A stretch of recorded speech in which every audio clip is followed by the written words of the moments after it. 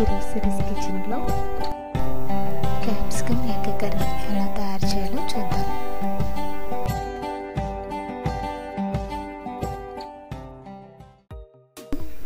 ముందుగా స్టవ్ పై పాన్ పెట్టి 3 టీ స్పూన్ల ఆయిల్ వేసి ఆయిల్ కాగేలోపు ముందుగా మనం ఉడికించి పెట్టుకున్న ఎగ్స్కి వీడియోలో చూపించిన విధంగా ఘాట్లు పెట్టుకొని పక్కన పెట్టుకోండి. అదే ఆయిల్లో 1/2 టీ స్పూన్ పసుపు, 1/2 టీ స్పూన్ కారం వేసి బాగా కలిపి ఆయిల్ని కాగనివ్వండి. ఆయిల్ కాగిన తర్వాత ఇందులో మనం ఉడికించి పెట్టుకున్న ఎగ్స్ని చేసుకుని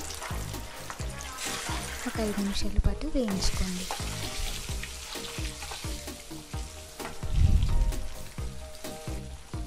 ఎగ్స్ ఈ విధంగా వేగిన తర్వాత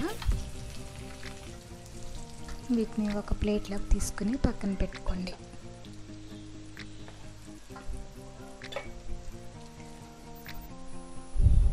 అదే పాన్లో మనం కట్ చేసుకున్న ఉల్లిపాయలు 2,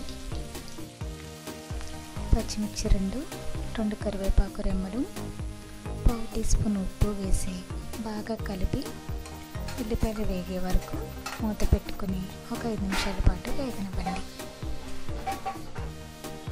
ఉల్లిపాయలు వేగేలోపు కొద్దిగా చింతపండుని తీసుకుని నానబెట్టి ఉంచుకోండి. ఉల్లిపాయలు వేగిన తర్వాత ఇందులో కట్ చేసుకున్న 2 క్యాప్సికమ్ని వేసి బాగా కలిపి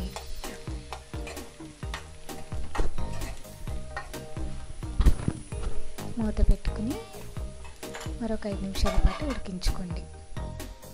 ఇందులోని 5-6 వెల్లుల్లి రెమ్మలు వేసి బాగా కలుపుకొని మూత పెట్టుకొని ఒక 5 నిమిషాల పాటు ఉడికించుకోండి. ఇప్పుడు ఒకసారి మూత తీసి ఇందులో రుచికి తగినంత ఉప్పు, 1 టీ స్పూన్ కారం, 1/2 టీ స్పూన్ గరం మసాలా వేసి బాగా కలిపి కారం స్మెల్ పోయే వరకు 1 నిమిషం పాటు ఉంచండి. కారం స్మెల్ పోయిన తర్వాత మనం వేయించి పెట్టుకున్న ఎగ్స్ని వేసి బాగా కలిపి మరొక 2 నిమిషాల పాటు ఉంచండి.